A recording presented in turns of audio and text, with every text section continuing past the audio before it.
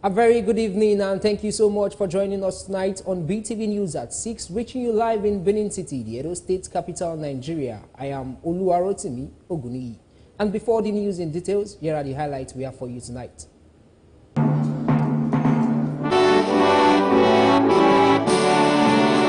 We will have to undertake local government campaigns, which will take us to the 18 local governments. So we backed off from the 18th of September. 18 stops will make it that we'll start our local government campaigns on about the 1st of September. On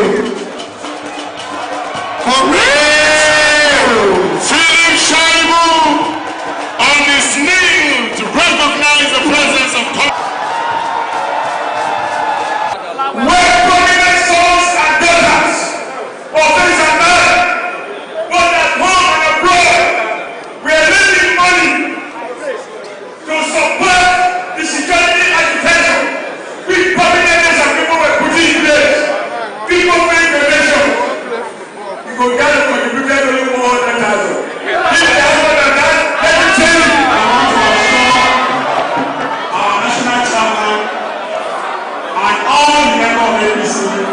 That we are born to have value, and it is time to take our state back. Action will speak louder than voice.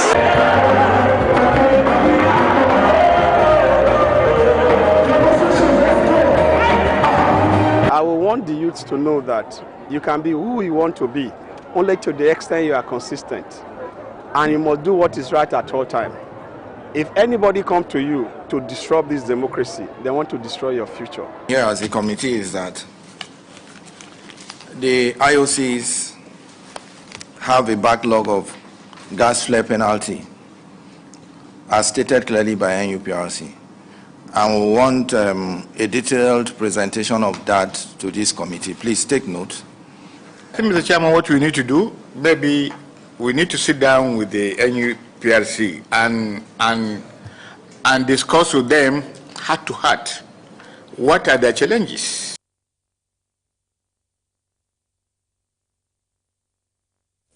And now on to the news. The Edo State Governor, Mr. Godwin Obaseki, at the weekend met with leaders of the People's Democratic Party, PDP, from each ward across the 18 local government area of the state to strategize ahead of the governorship election taking place on September 21st, 2024. The meeting was held at the new Festival Hall, Government House, Benin City, the Edo State capital. The report is presented by Best Orator.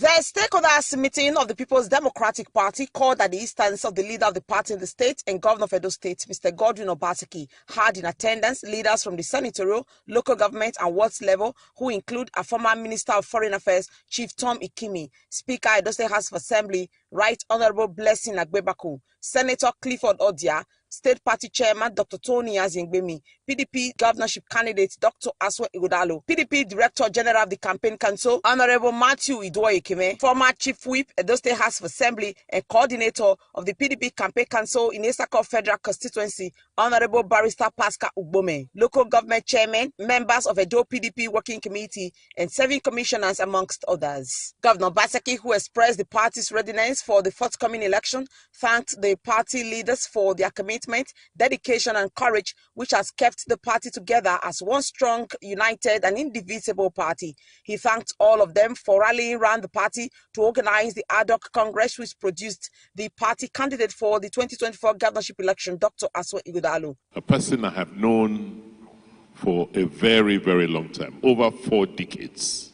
And I thank God Almighty that He has given us somebody who I am certain will do much better than I have done as a governor of Edo State.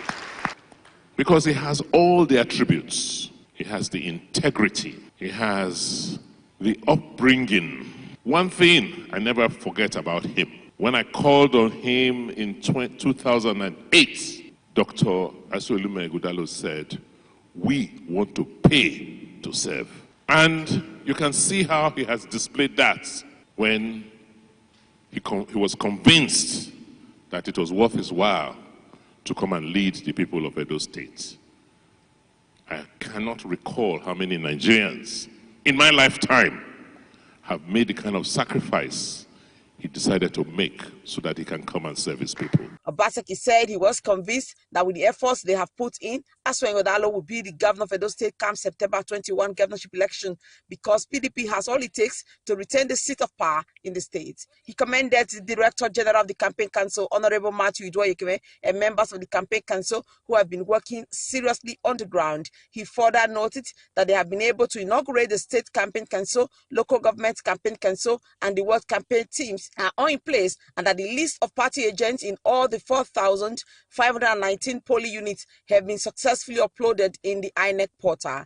Governor Obaseki said local government campaign will start on 1st of September, while the official flag off will be on the 29th of August 2024, where the national leaders of the party will be in attendance. We will have to undertake local government campaigns, which will take us to the 18 local governments.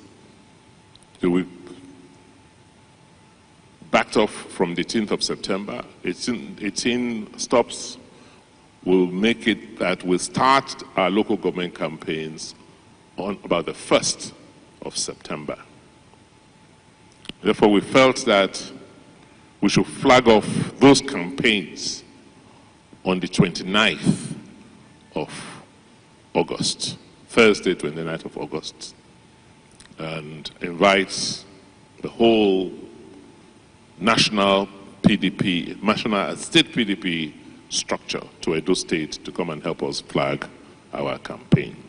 Between today and that date, we expect that the candidates will now tour all the wards, all the 192 wards in the state. Governor Obaseki said he believes that from the work they have done to date, it will be a miracle if the next party gets up to 20% of the votes, saying that they are not afraid by the anti to distort them. He assured that under his watch, the next governor of Edo State will be a PDP governor. Best Orator reporting for BeeTv News.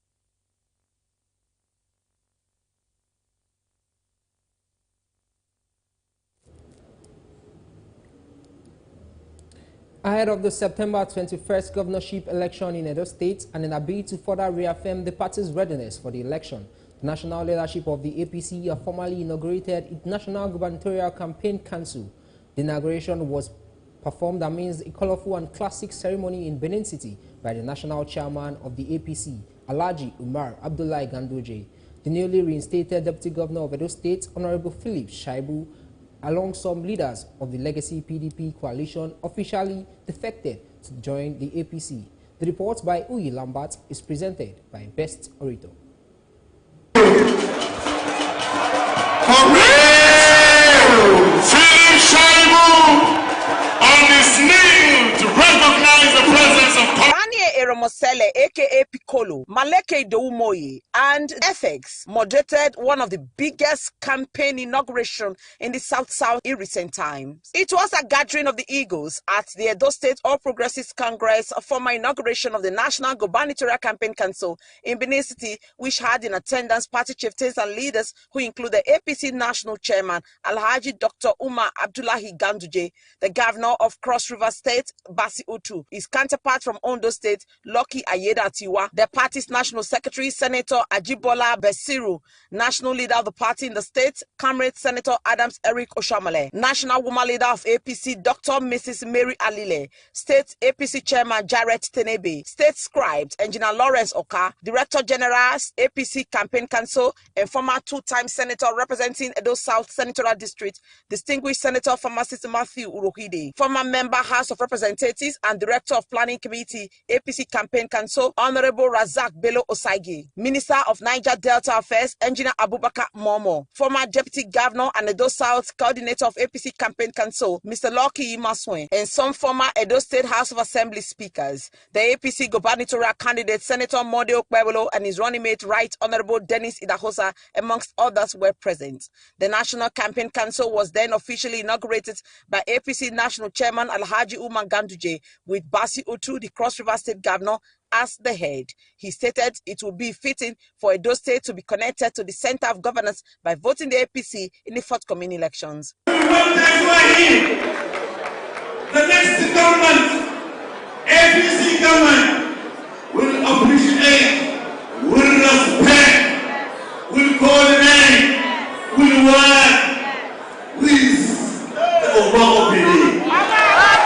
The ceremony witnessed the official acceptance of defectors from other political parties, including some leaders of the legacy PDP coalition, such as Barrister Nosa Adams, Honorable Martis Osakwe, Honorable Phyllis Ahabwe, as well as the Edo State Deputy Governor Right Honorable Kamel Phyllis Shuaibu, amongst others. They were given a warm reception into the fold of the APC by Senator Oshomole, Alhaji Ganduje, and other party chieftains on stage. The highlight of the ceremony was the defection of the newly re-estated Deputy Governor of Edo State, Right Honorable Kamel Phyllis Shuaibu, who reunited with his boss and former Governor of Edo State, Adams Oshomole.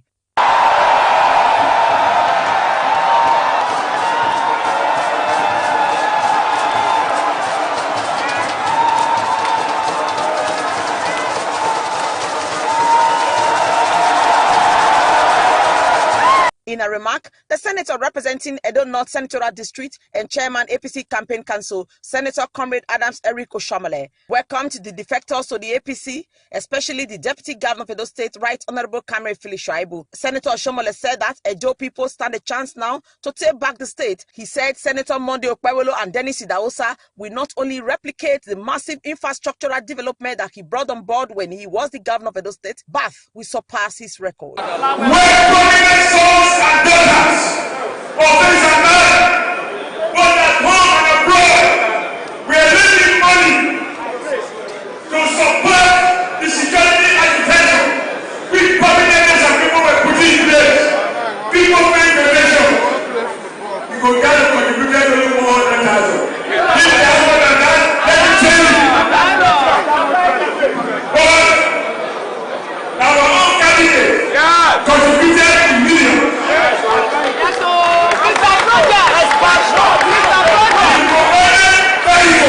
In her speech, Honorable Phyllis Shuaibu, Deputy Governor of Edo State, expressed the joy of coming to join the APC, which he referred to as his home, and promised that he and other defectors will add value to the APC by taking back Edo State from the hook of the PDP and Governor Godwin Obaseki. Our national chairman and all the members of the APC that we have come to add value, and it is time to take our state back. Action will speak louder than voice. We are ready to move. Are we ready to move? The Cross River State Governor Basi Otu, his Ondo State counterpart Lucky Ayeda Atiwa, the APC gubernatorial candidate Senator Monday Okpebholo, and Right Honorable Dennis Idahosa all promised to work to ensure the APC victory in the September 21 election. I know that come September 21st, we are going to leave the other parties by now.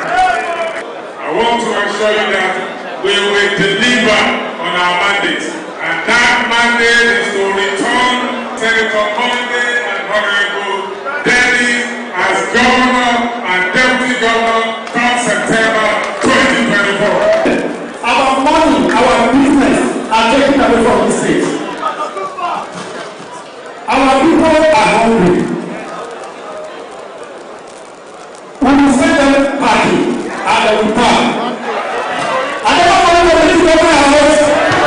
What we need, Mr. Chairman, is to provide security for us. Because we believe in one man, one vote. One woman, one vote. With that, Mr. Chairman, we will win.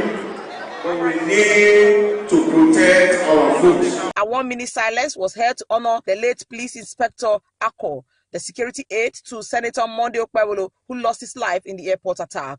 The climax of the ceremony was the unveiling of a new book titled Akpako Miza, 40 Leadership Qualities of Senator Monday Okpebholo. Best Orator reporting for BeeTv News.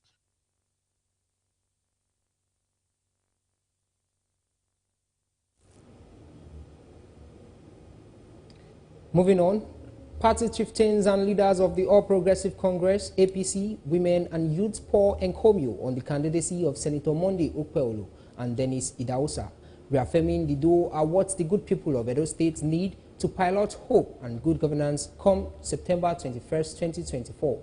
They expressed their trust and full support for the APC gubernatorial candidates during the APC National Inauguration Ceremony, which held in Benin City, the Edo State capital. The report. The All Progressive Congress APC National Inauguration Ceremony, which held in Benin City, was packed full with party dignitaries, party enthusiasts, men and women leaders of various wards, party chieftains, deacon-peas from various parties, and members of the APC across the 18 local government areas of Edo State, who came out en masse to support the candidacy of Senator Monday Okpebholo and Dennis Idahosa. Speaking with BeeTv News, some of the party chieftains and leaders expressed full confidence in Senator Monday Okpebholo and Dennis Idahosa, describing them as men with few words but with much actions. They added that prior to this time, they have impacted thousands of lives and carried out many projects in various communities, and that if elected governor and deputy governor respectively, they will bring the needed change and a new era where development will be brought closer to the people. We are reigniting that passion and hope in Edo people, telling them that if they come out and vote as we expect them to do for APC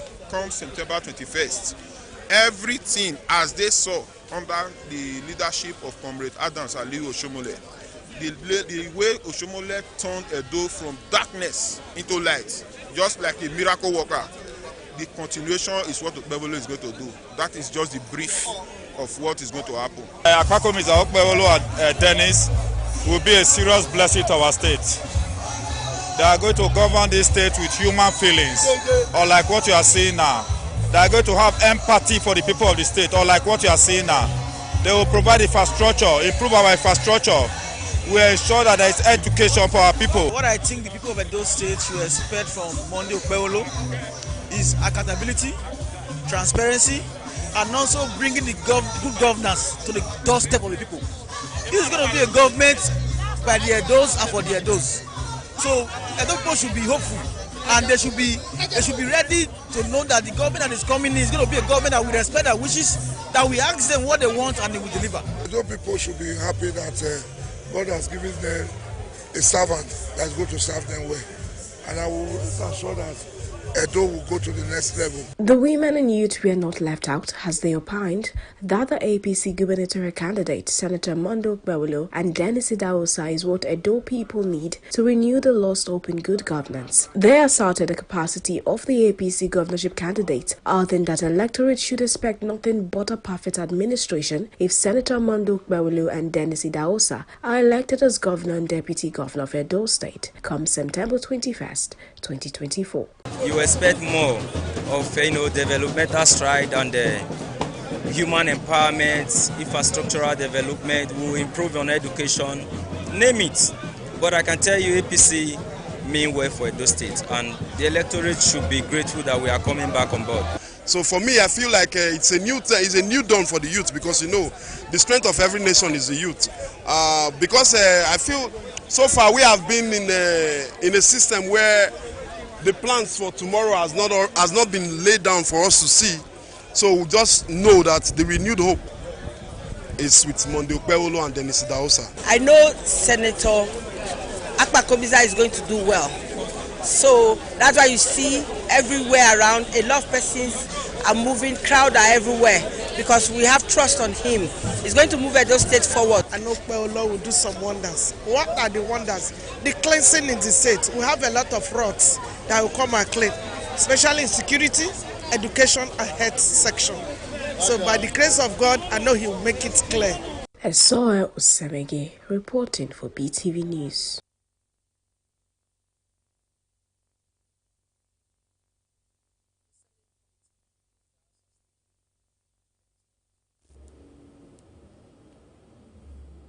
And now the Senate Committee on Gas has taken a firm stance on Nigeria's ongoing gas flaring crisis. Concerned by significant revenue losses estimated by World Bank, the committee summoned international oil giants operating in the Niger Delta region.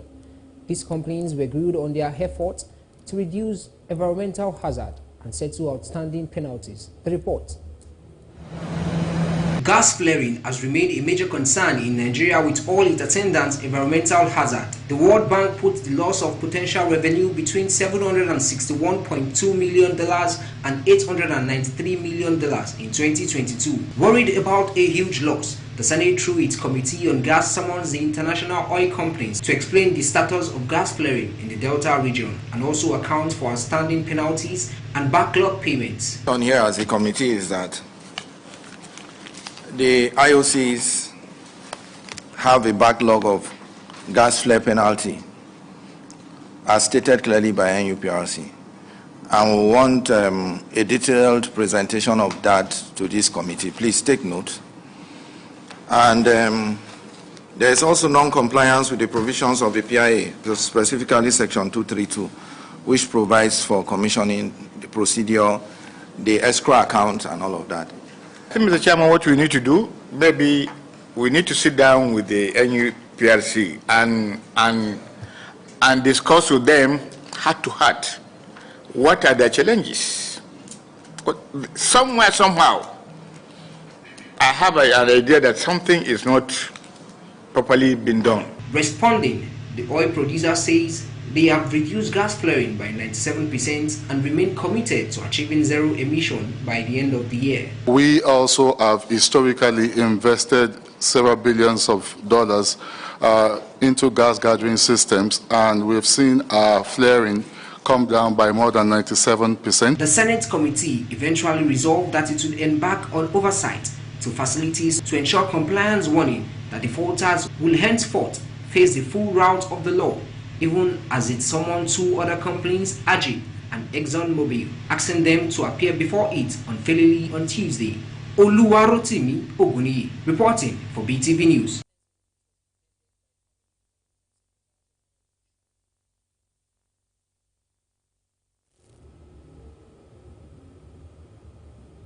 Moving on, the newly instated Deputy Governor of Edo State, Right Honorable Philip Shaibu, has offered thanks to God to celebrate his court victory, reinstatement, and resumption of office. The Thanksgiving, which was attended by family, friends, and supporters of Honorable Philip Shaibu, held at St. Paul Catholic Church, Benin City. The report is presented by Best Orator.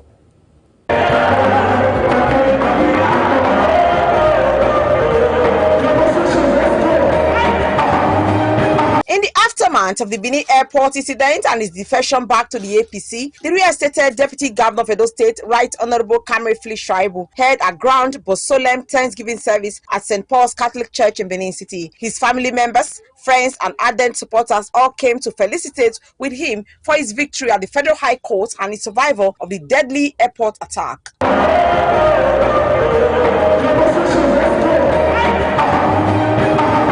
In an interview with newsmen, the Deputy Governor of Edo State, Right Honorable Philip Shaibu, said he was in charge to thank God for what he has done in his life and that of his family and all those who are vanguards of democracy, and that it was a celebration for democracy. Honorable Shaibu said he believed that God has helped him in regaining his position as Deputy Governor of Edo State as the judgment came as a prayer answered. We are here this morning in St. Paul Catholic Church to thank God for what he has done in my life and my family, and all of us that are vanguard of democracy. We are celebrating democracy today. We are celebrating the work of God. I know my God, and I know my God will never forsake me. I'm a child of God in truth and in spirit, and I challenged God, and I told him that I want him to prove his name in my life, that people that are anti-God and anti-democracy, they are at it again, and they want to use me as a scapegoat. I say, God, show to the world and show to them that truly I'm your son, and I truly I serve you in truth and spirit. And I told God, I said, I need you to perform your miracle. They said they will impeach me and I will go to court, and that by the time judgment will come, the tenure will have been over. And I challenged God. I said, if truly I've been serving you in truth and spirit, prove to them that this one, for them to touch his anointed child that has the grace of God, that the judgment for the impeachment will come earlier than anybody expected. And I said, I will need the judgment to come before the election. Ahead of the September 21 governorship election, Honorable Philip Shuaibu advised the youth to stand their ground to make sure that democracy succeeds and that they should not go to the street to disrupt the peace in the state, and that it was time to change the anti-democratic forces through the ballots. I will want the youth to know that you can be who you want to be, only to the extent you are consistent. And you must do what is right at all times. If anybody comes to you to disrupt this democracy, they want to destroy your future. You must stand your ground to make sure that democracy succeeds. If you vote them in and they are not doing well, vote them out. But don't go to the street to want to disrupt peace. Because when you go to the street to disrupt peace and there is war, you and I will be the victim. On the issue of the Benin airport shooting, where a police officer was killed, Honorable Philip Shuaibu said the orchestrators of the violence are struggling to cover it up, but that the Inspector General of Police will surely apprehend the culprits of the shooting. Best Orator reporting for BeeTv News.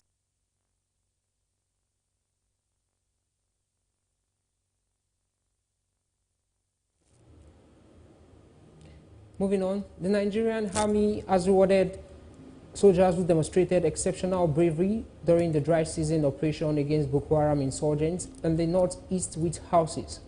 At the ceremony held on behalf of the Chief of Army Staff, Lieutenant General Taurid Lagbaja, the theater commander, Major General Waid Shaibu, commended the soldiers for their gallantry and urged them to remain committed to ensuring success in the fight against the remnants of Boko Haram insurgents in the region.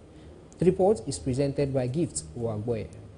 The theater commander, Major General Waidi Shaibu, who held a media debate with soldiers drawn from formations and units across the Joint Task Force Northeast Operation Hardin Kai, was well attended with about 380 participants. Deba is a routine activity in the military and is avenue for soldiers to have one-on-one interaction with their leadership. The theater commander also hosted the soldiers for dinner, whose main highlight was the presentation of allocation certificates to the beneficiaries of affordable home ownership options for all soldiers scheme AHOAS. The scheme is part of the efforts of the Chief of Army Staff, Lieutenant General Taurid Lagbaja, to alleviate one of the main problems soldiers face in post-service life. Today also affords us the opportunity to present the offer letters to the three beneficiaries of the affordable housing option for soldiers who are short, as a means of encouraging all our soldiers in the theater to key into this laudable initiative by the Chief of Army Staff. This program, initiative, the House program, is for real.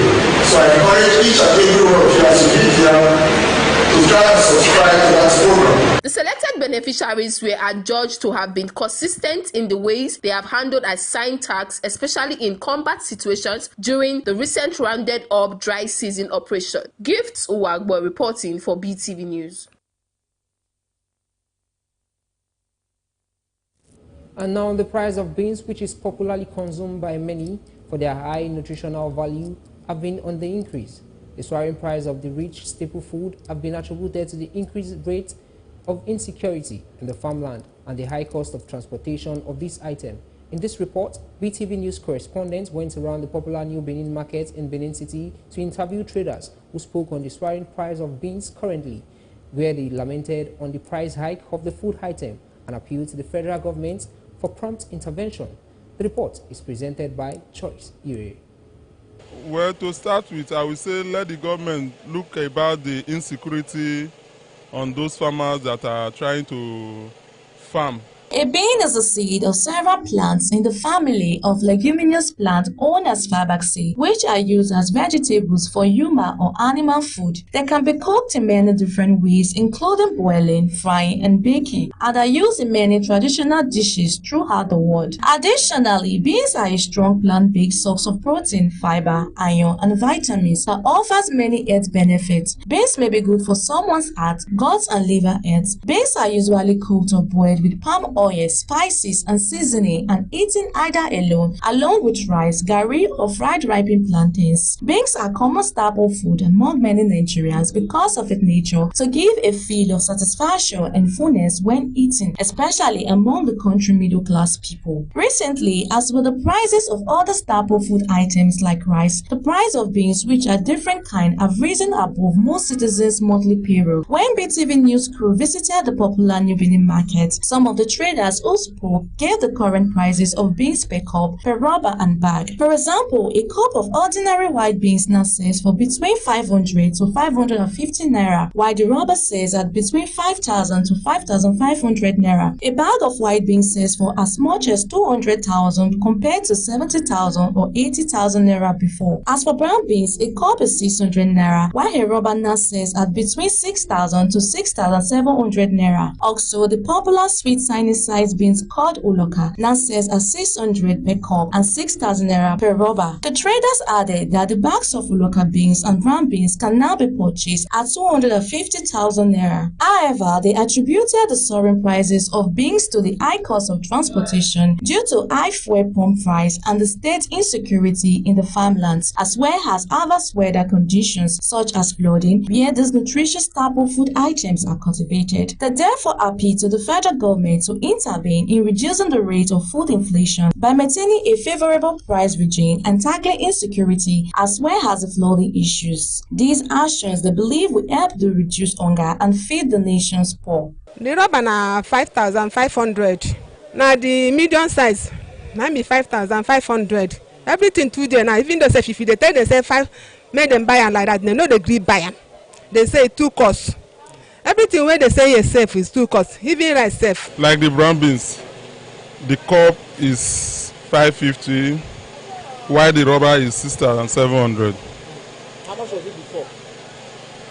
Before it was formerly maybe 350 per cup, while the rubber was like, let's say, 3,000.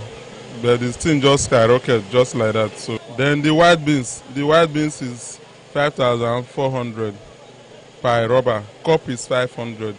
Cup is 500, then the rubber is 6,000.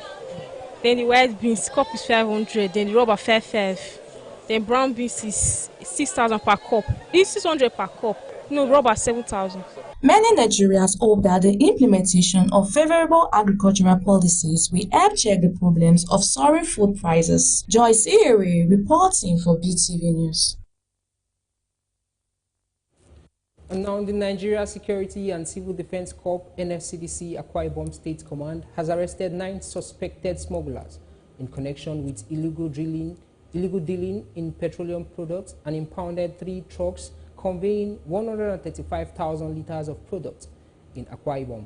BeeTv News Rebecca Godfrey completes the report. According to the command, the arrests were made along Ikotabasi-Port Harcourt Expressway in Akwa Ibom State. It reveals that inability of the suspect to produce relevant documents led to their arrest and their trucks impounded for allegedly dealing in petroleum theft. Anti-Banda units impounded 3 trucks conveying a total of 135,000 liters of petroleum products and arrested 8 suspects for legal dealings in petroleum products. The arrests were made on the 14th of July 2024 along Ikotabasi-Port Harcourt Expressway in Akwa State. The trucks were halted for routine inspection of documents by personnel who insisted on citing relevant papers, including license to buy, sell, and convey petroleum products as stipulated in the Petroleum Industry Act. The inability of the suspect to produce complete relevant documents led to the arrest and their trucks impounded for illegal dealing in petroleum products, an offence punishable by Section 17 of the Miscellaneous Offences Act. 2 trucks out of the 3 were conveying about 45,000 liters apiece of automotive gas oil, popularly known as diesel, while the 3rd truck was conveying about 45,000 liters of petroleum products suspected to be crude oil or used engine oil. a petroleum byproduct, for which a license is also required to buy, sell, or transport. In another development, one suspect was arrested by operatives of the NSCDC in Idu-Ruan local government area for criminal conspiracy, tampering and theft of armored cable in a transformer at the Nigerian Medical Association Center in Umuahia.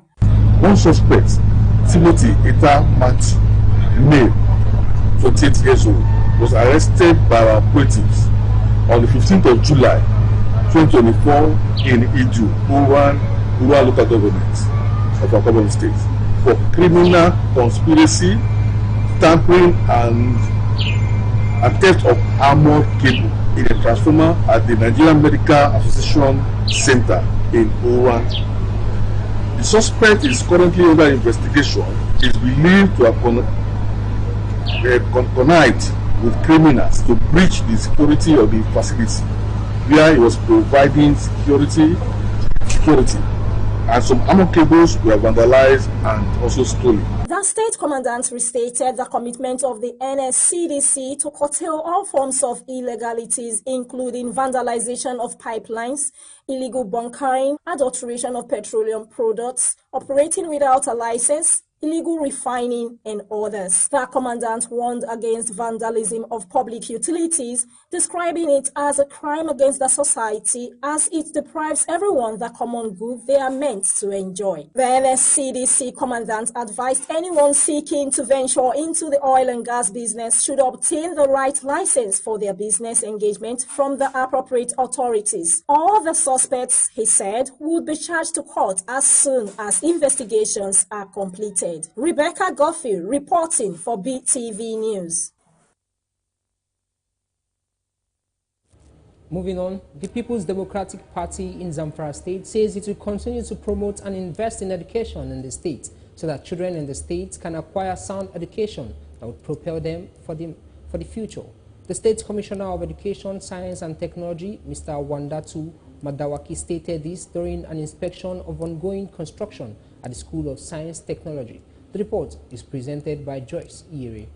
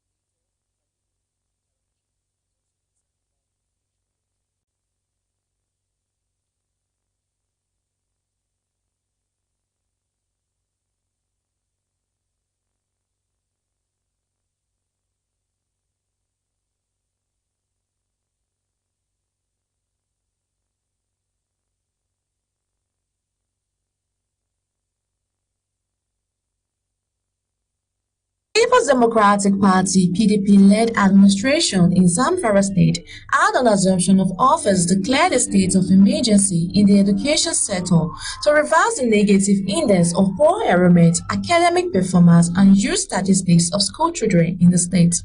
To achieve this objective, the administration believes that renovating and upgrading educational infrastructure to ensure a conducive teaching and learning environment for staff and students is critical and remains one of its top priorities. The Zamfara State Commissioner for Education, Science and Technology, Wadatu Madawaki, was at the Government Science Secondary School in Gusau and the State College of Arts and Science to inspect the ongoing renovation and upgrading of classrooms, kitchens, hostels and libraries, among others, which are in the first phase of the project. We have seen that the activity in the school has been divided into two phases.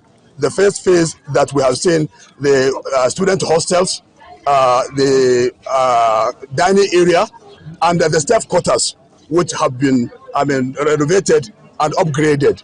And the next one, we have seen the work that is ongoing on the second phase, which are the classrooms, the laboratories, the administrative block, and other areas within the school area that are also ongoing. And we believe as we go into the holidays, this upgrading will be completed. It revealed that the state government under Governor Dawood Lawa has planned to establish technical schools in the three senatorial zones and recruit 200 qualified teachers aimed at improving technical and vocational education to produce skilled graduates to meet current needs.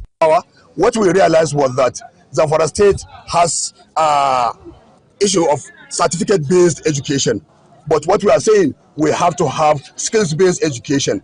And if we are to achieve that, we have to have quality technical schools and vocational schools that will ensure that we give the kind of education, the kind of skills that are required for the society to move forward. The executive chairperson of the Senior Secondary School Education Board, Awa Ibrahim, applauded the efforts of Governor Dawood Lawa and the Commissioner for Education, Wadatu Madawaki, in revamping the sector, attesting that benefiting educational facilities in the state are enhancing quality teaching and learning as they serve as a moral booster to staff and students.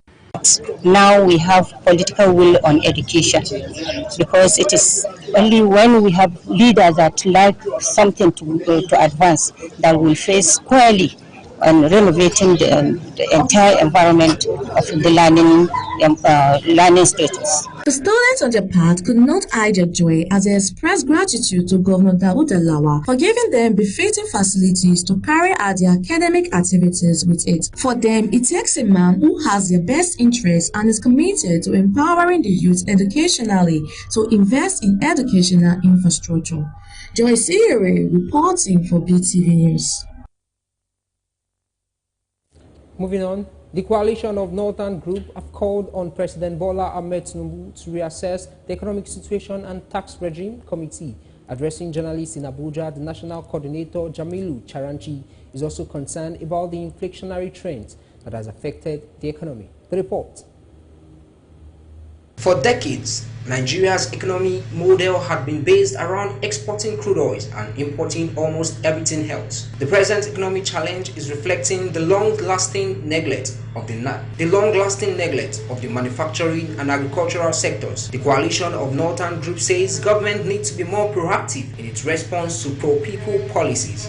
The CNG feels duty-bound to draw your esteemed attention to the alarming danger in the immediate horizon, as evidenced by dark clouds of imminent massive revolt of citizens against the government. Furthermore, the CNG feels compelled to inform Mr. President that the recent announcement made by the government that 740 trucks load of rice amounting to 880,020 bags of rice will be distributed nationwide to cushion the hardship, that these token measures are clearly and totally inadequate to tackle the problems of mass hunger affecting millions of Nigerians. They believe part of the solution is for government to disengage the services of people in certain positions that are not working for the prosperity of Nigerians. Oluwarotimi Oguni, reporting for BeeTv News. And now the Nigerian Mainstream and Downstream Petroleum Regulatory Authority has disclosed that the Dangote refinery has not been licensed to begin operation in the country. Chief Executive Officer of the NMDPRA, Mr. Farouk Ahmed, made this known while speaking with journalists at the State House in Abuja. According to Mr. Ahmed, the claims of ongoing effort to scuttle the operations of Dangote refinery due to lack of supply of crude oil by international oil companies were not true. Media houses that were trying to scuttle Dangote refinery, that is not so. Dangote refinery is still in the pre-commissioning stage. It has not been licensed yet. We haven't licensed them yet. They are still in pre-commissioning. I think they are about 45% completion rather. So we cannot rely heavily on one refinery to feed the nation, because the Dangote is requesting that we should suspend or stop all importation of petroleum products, especially AGO and jet kero, and direct all marketers to the refinery. That is not good for the nation in terms of energy security, and that is not good for markets because of monopoly.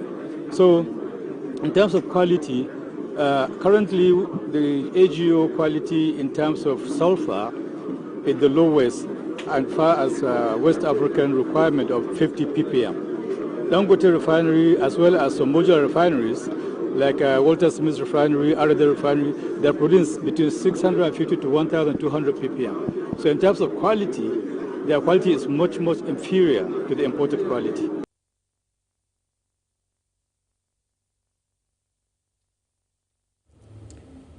The Central Bank of Nigeria, CBN, recently approved the sales of foreign exchange to eligible bureau de change to meet the demands for invisible transaction as the Apex Bank takes a decisive step to strengthen the naira. So far this year, Nigeria's external reserve has appreciated by $3.02 billion amidst numerous foreign exchange interventions to strengthen the local currency. BeeTv News' Regina Ojomo has details of this and more from the business world. Data from the CBN shows that external reserves that opened in 2024 at $32.91 billion increased by $3.2 billion to close at $35.93 billion as of June 18, 2024, the highest price since 2023. Cardoso recently stated that the country's external reserves has increased to $36.89 billion as of July 16, 2024, during an engagement with the Senate Committee on Banking, Insurance and Other Financial Institutions in Abuja on Friday. He also noted that the banking sector remains robust and diverse, comparing 26 commercial banks, 6 merchant banks and 4 non-interest banks. Africa's wealthiest man, Aliko Dangote, said he is willing to give up ownership of his multi-billion-dollar oil refinery to the state-owned energy company, NNPC Limited. The billionaire spoke as a new dispute with one of the key quality partnerships in the plant heat up in the latest phase of a better role with regulatory authorities in Nigeria. This 650,000 barrel per day refinery, which came to life last year after a decade of prolonged construction, cost $19 billion, more than the double the initial estimate, promising to help one Africa's biggest oil producer of its reliance on fuel from overseas and save up 30% of the total foreign exchange spent on importing goods. The federal government has included plans to collaborate with EGTA Investment Limited as part of effort to boost food production through irrigation and dam facility across the country. Both parties are in the process of signing memorandum of understanding to ensure salesman's partnership. The minister, in a statement signed by the Director of Information and Public Relations, Fumi Moitiyan, said discussion during the visit will center around collaborative palliative aimed at advancing President Bola Ahmed Tinubu's food security agenda through enhanced irrigation and dam infrastructure. And that's it on Business News tonight. Regina Ojomo reporting for BeeTv News.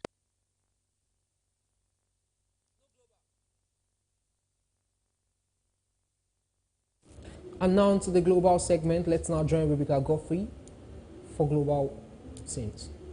In the wake of Biden's announcement to step down as presidential candidate and his endorsement of Vice President Kamala Harris, Democrats have donated nearly $50 million to her presidential campaign. AtBlue, that progressive donation platform, reported that this is the biggest fundraising day of the 2024 cycle. Grassroots supporters are energized and excited to support her as the Democratic nominee. Many donors who have withheld funds due to concerns about Biden's age have resumed their support for the party. While Harris is not yet the official Democratic candidate, she declared her candidacy right after Biden stepped aside while stating she will end the nomination and it appears unlikely she will face significant opposition. Now, with increased attention, she is seen as a potential presidential candidate. If she secures the nomination, the upcoming November election will be historic, potentially resulting in either Donald Trump's return or the election of the first female president of the United States. The Israeli military has ordered civilians to temporarily evacuate from part of the designated humanitarian zone in southern Gaza. This move comes ahead of a forceful operation against Palestinian fighters who have regrouped in the area. The military reported significant terrorist activity and rocket fire from the eastern neighborhoods of Khan Yunis and advised residents to move to the adjusted Al-Mawasi humanitarian area. Intense Israeli strikes followed the announcement, causing panic and evacuations, with people carrying only a few bags. Casualties were taken to Nasser Hospital, which urgently needs blood donation. A court in the UAE sentenced 57 Bangladeshis to long-term prison terms for protesting against their own government. 3 were given life sentences, 53 received 10 years, and 1 got 11 years for inciting riots, according to state news agency. Protests are illegal in the UAE, where foreigners are nearly 90% of the population. The court said the Bangladeshis organized large marches against decisions made by their government, leading to riots and public disruption. The defendants argued there was no criminal intent and insufficient evidence, but the court rejected this and ordered their deportation after serving their sentences. The protests in the UAE were linked to student-led demonstrations in Bangladesh against government job quotas, which resulted in over 150 deaths and 500 arrests. Protest leaders in Bangladesh demanded the end of a nationwide curfew and the resignation of officials responsible for the violence. Bangladesh's consulates in Dubai urged citizens to respect local laws. And that's it on the Global News segment for tonight. Thanks very much for watching.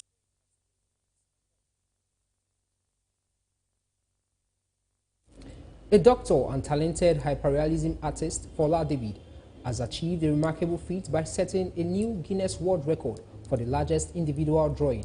With a goal to celebrate Nigeria's rich cultural diversity, Fola embarked on an ambitious 6-day project on July 16 at Oniko Stadium, aiming to create an impressive 1,000 square meter of art that showcases Nigeria's vibrant heritage. BeeTv News Gift Uwagwe has details of these and more from the entertainment world. Fola David, the indefatigable Nigerian doctor and visual artist, has made history by setting a new Guinness World Record for the biggest drawing by one human. This creative titan began his Herculean task on July 16, transforming Onikon Stadium into a colorful canvas of imagination and perseverance. David, from a busy metropolis of Lagos, set out on this 6-day drawing marathon with a huge vision to create a gigantic map of Nigeria that painstakingly showcases the country's unique fabric of varied cultures. With this stroke, he sought to portray the soul and spirit of his homeland. Fola David's remarkable art project has attracted an impressive list of visitors, including prominent figures. Nigerian comedian Chukwuebuka Emmanuel Amuzie, aka Brain Jota, has been on the trends table for a while now after his dance content went viral.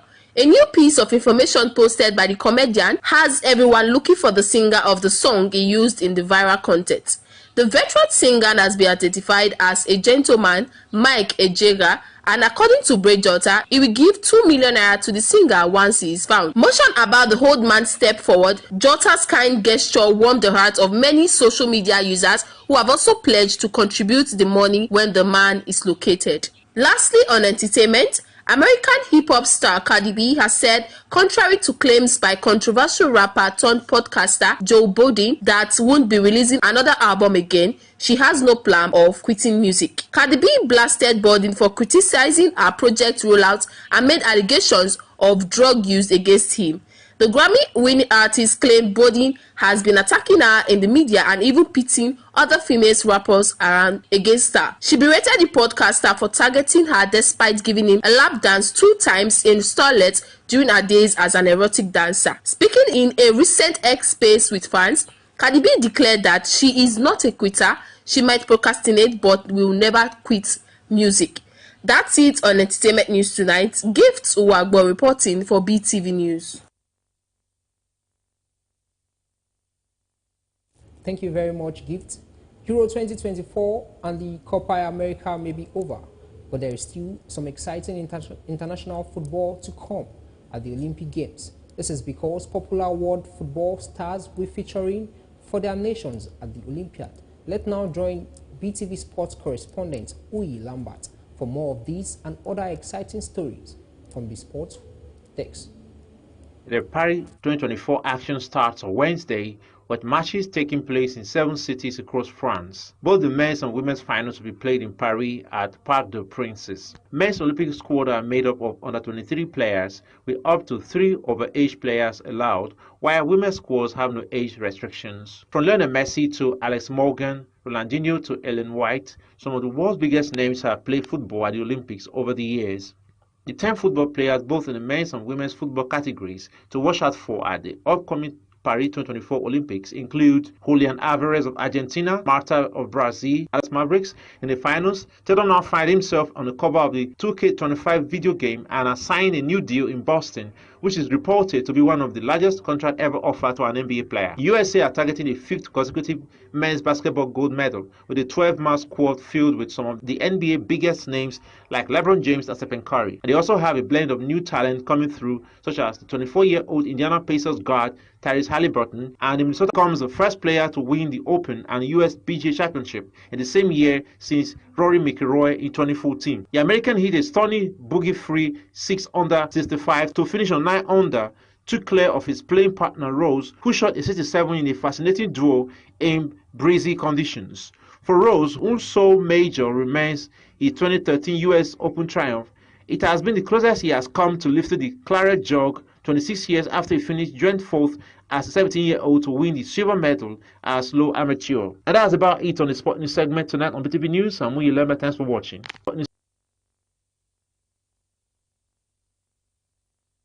And that's it on our bulletin tonight. Thank you so much for staying with us. I am Oluwarotimi. Good night.